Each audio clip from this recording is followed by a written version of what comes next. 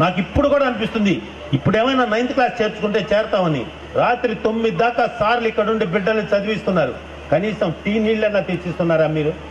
రాత్రి పూట సార్లు ఇక్కడ నుండి చదివిస్తున్నారే, సార్లు ఏం చేస్తున్నారు? అంత మంచిళ్ళు ఇస్తామా, అంత టీ నీళ్ళు ఇస్తామా అని ఆలోచిస్తే మీ బిడ్డలకేం సార్ బంగారు? ఈ రోజున గర్వంగా చెప్పుకుంటున్నాం, గర్వంగా కావల్లో ఉన్న ప్రైవేటు కాలేజీలన్నీ స్టేట్ ఫస్ట్లు వస్తున్నాయంటే పల్లెటూరు పిల్లలు వేసిన భిక్ష, పల్లెటూరు పిల్లలు వేసిన భిక్ష, పల్లెటూరు పిల్లలు వేసిన భిక్ష. వాళ్లే కార్పొరేట్ స్కూళ్లకు రక్ష.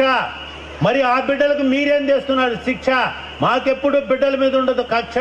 మా వలన అద్భుతంగా రాస్తారు పరీక్ష. ఈ గవర్నమెంట్ స్కూళ్ళలో బిడ్డలంటే అపేక్ష, మీకన్నా మాకు ఎక్కువ నిరీక్ష. మా ఆశీస్సులే వాళ్ళకు రక్ష. అది చెప్పడానికి కావలి నుంచి వచ్చా. అవునా కాదా అధ్యక్ష? నాయన నా దగ్గరికి రా. ఇలాంటి బిడ్డ నా పక్కన ఉండటం నేను చాలా గర్వపడుతున్నాను. నేను కలలుగాన్నాను.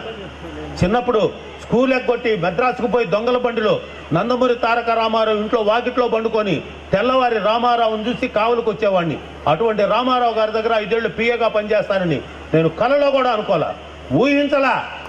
రవీంద్ర భారతి తెలుగు యూనివర్సిటీకి అధికారం అవుతానని కలలో ఊహించలా. సినిమా వాళ్ళు ఎట్టుంటారని తొంగి తొంగి చూసే నేను 5 సినిమాల్లో నటించా, 1 సినిమాల్లో విలన్గా వేశా. కానీ నేను మన అయ్యవారిని, ఈ కట్టెల మీద కాలేదాకా నేను అయ్యవారుగానే ఉండాలని ఉపాధ్యాయుడిగానే పనిచేస్తున్నాను.